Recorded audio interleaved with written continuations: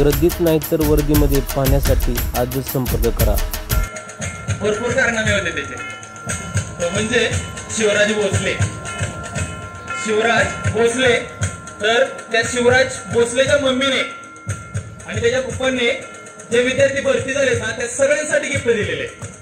आणि ते आठवत आहे त्या माय माऊली खूप बोलले होते, मन मोकळं घेतो त्यांनी. एकदा त्यांच्यासाठी एकदा जोरदार टाळ्या झाल्या पाहिजे.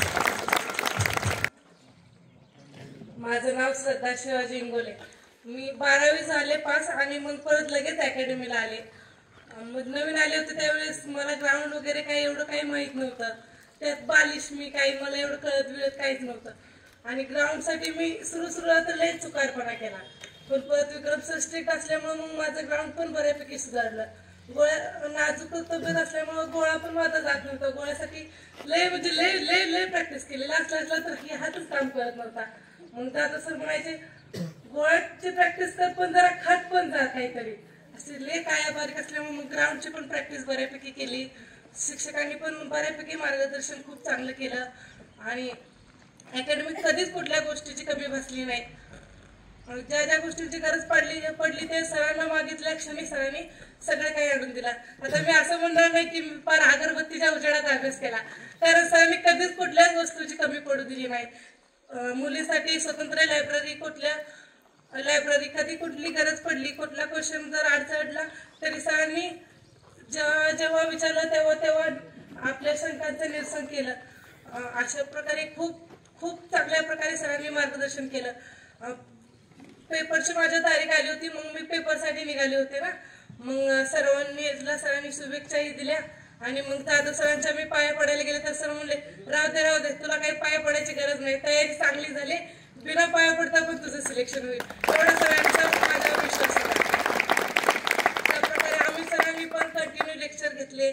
सर जेव्हा वेळ मिळेल फ्री त्यावेळी सर लेक्चर घ्यायचे. परतकारे सरांनी पण खूप चांगल्या प्रकारे गणित शिकवलं. गणित आणि बुद्धिमत्ता हाच माझा प्लस पॉईंट होता, कारण जीके मला बऱ्यापैकी नव्हतं. पण बाकीचे 3 विषय आम्ही सरांनी तर मराठी एवढं छान शिकवलं होतं की कुठला पण क्वेश्चन येऊ दे मराठीचा तो क्लिअर यायचा. पण गणित मराठी असं 3 विषय माझे स्ट्रॉंग असल्यामुळे माझ्या पेपरला पण मार्क चांगले पडले. ग्राउंड वीक होतं पण पेपरच्या ह्याच्यावर मला मेरिटपेक्षा पण एक्स्ट्रा मार्क होते, त्यामुळे माझं सिलेक्शन झालं.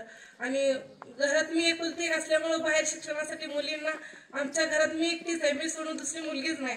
त्यामुळे मग मला बाहेर शिक्षणासाठी पाठवायला मग सगळ्या जणांची म्हणजे राहू द्या कशाला बाहेर मुलीला शिक्षणासाठी कसं पाठवायचं काय अशा लय शंका करत होते. पण माझ्या वडिलांनी कधी माझ्यावर अविश्वास दाखवला नाही.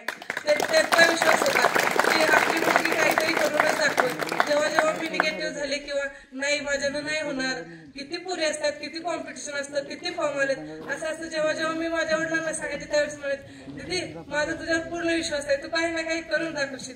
आणि मग अकॅडमीत एवढं शिस्त असल्यामुळेच म्हणूनच मला लय पुढकर आहे ना, मला शिस्तीत राहायला आवडत नव्हतं. पण अकॅडमी सरांनी शिस्त परत कंटिन्युटी, मी घरी पण जास्त करून जात नव्हते कारण अभ्यास असं माझ्या ग्राउंडचं एवढं विक होतं. पण पेपर अभ्यासामुळे मग माझं सिलेक्शन झालं. आणि मग काय सिलेक्शन झालं मला माहित पण नव्हतं की माझं मेरिटला नाव आले. सकाळी जाधव सरांचा कॉल आला, घरी सांगितलं, घरचे सगळे खुश.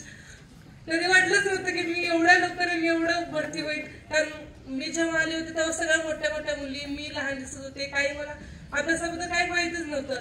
मग आम्ही सरांनी पण माझ्या मैत्रिणी, माझं फ्रेंड सर्कल चांगलं होतं, कारण माझ्या रूम मधली एखादी मुलगी सोडली तरी परत सगळ्याच भरती झालेत. त्यामुळे त्यांचं पण मार्गदर्शन मिळालं. दादा सरांनी पण कधीच कुठल्या गोष्टीची कमी पडू दिली नाही. जरी साधा खोकला आला तर आपली घरचे म्हणतात राहू दे आपण उद्या दवाखान्याला जाऊ, पण जर सर्दी आली खोकला आले मग त्यामुळे कधी वाटलंच नाही की आपण घरापासून लांब आहे. अशा प्रकारे मग झालं माझं सिलेक्शन. तो मोलाच आहे, कारण त्या क्षणासाठी त्यांनी तुझ्यासाठी एवढं केलंय. आणि त्याच्यानंतर पण सांगतो तुम्हाला सर्वांसाठी की तू त्यांची मुलगी आहेस, पण जाधव सरांची आणि त्या मॅडमची पण तू मुलगी आहेस. कारण ते पण सांगतो, कारण तू बोलत होती तेव्हा जाधव मॅडमचे डोळे पडले. कारण जाधव मॅडम तर पूर्ण लक्ष आहे की जाधव मॅडम कंटिन्यू तू सत्कार झाल्यापासून रडताय. एकदा जाधव मॅडम साठी पण एकदा जोरदार टाळ्या पाहिजे, कारण एवढ्या कमी वयात भरती होणं म्हणजे जोक नाही. याच्यानंतर